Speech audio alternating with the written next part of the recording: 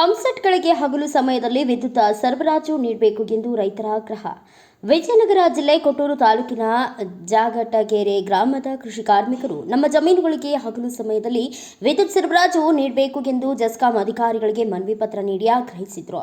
ಈ ಸಂದರ್ಭದಲ್ಲಿ ರೈತರಾದ ಜೆಎಸ್ ಮಂಜುನಾಥ್ ಮಾತನಾಡಿ, ನಮ್ಮ ಜಾಗಟಗೆರೆ ಗ್ರಾಮದಲ್ಲಿ ಅತಿ ಹೆಚ್ಚು ಕೃಷಿಕರು ಜಮೀನನ್ನೇ ನಂಬಿಕೊಂಡು ಜೀವನ ನಡೆಸುತ್ತಿದ್ದೇವೆ.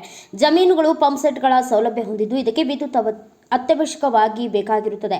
ಇತ್ತೀಚೆಗೆ ವಿದ್ಯುತ್ ಸರಬರಾಜು ವ್ಯತ್ಯಯ ಆಗುತ್ತಿರುವುದರಿಂದ ರಾತ್ರಿಯ ವೇಳೆ ಜಮೀನುಗಳಿಗೆ ನೀರು ಹಾಯಿಸಲು ಪಂಪ್ಸೆಟ್ಗಳಿಗೆ ವಿದ್ಯುತ್ ಇಲ್ಲದ ಪರಿಣಾಮ ತುಂಬಾ ತೊಂದರೆಯಾಗುತ್ತಿದೆ. ರಾತ್ರಿಯ ವೇಳೆ ಕತ್ತಲಲ್ಲಿ ಹಾವು, ಚೇಳು ಇನ್ನಿತರೆ ವಿಷಕಾರಿ ಜಂತುಗಳಿಂದ ದುಷ್ಪರಿಣಾಮ ಉಂಟಾಗುವ ಸಂಭವವಿರುತ್ತದೆ.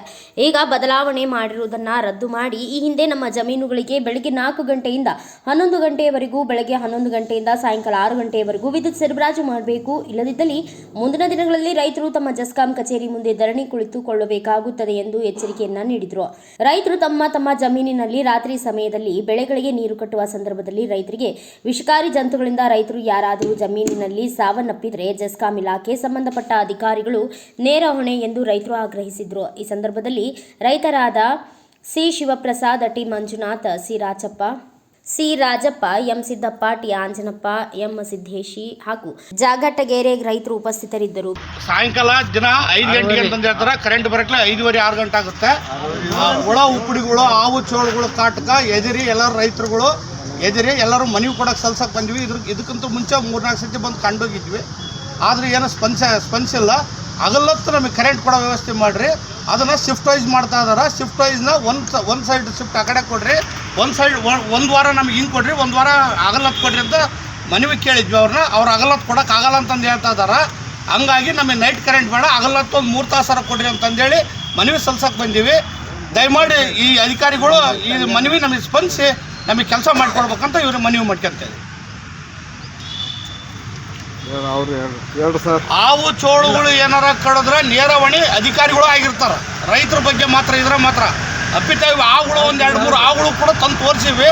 ಆದರೂ ಏನು ಕೆಲಸ ಆಗಿಲ್ಲ. ಏನಾರ ಹುಳ ಉಪ್ಪಡಿಗಳು ಕೊಡ್ದು ಅನಾಹುತಗಳು ಏನಾರ ಆತಂದ್ರೆ ನೇರ ಹೊಣೆ ಅವರೇ ಜವಾಬ್ದಾರಿ ಆಗಿರ್ತಾರೆ.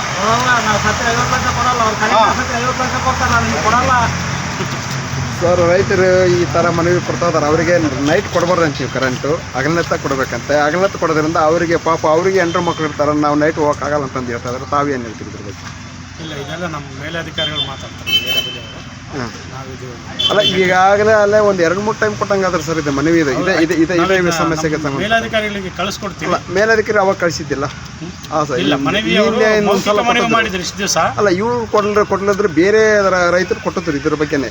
ಇಲ್ಲ, ಮೌಖಿಕವಾಗಿ ಮಾತ್ರ ಪೇಪರ್ ಕೂಡ ಬಂದದ್ದು ಸರ್. ಅದೇ ನಾವು ಬರ್ತೀವಿ.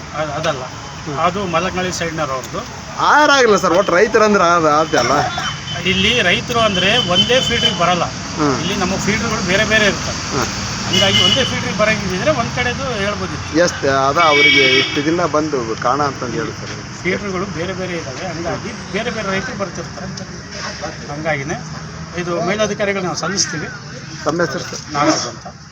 ಅವ್ರೇನು ಉತ್ತರ ಹೇಳ್ತಾರೋ ನೋಡಿ. Bureau report M Manjunath, Bharata Vaibhava news, Vijayanagara.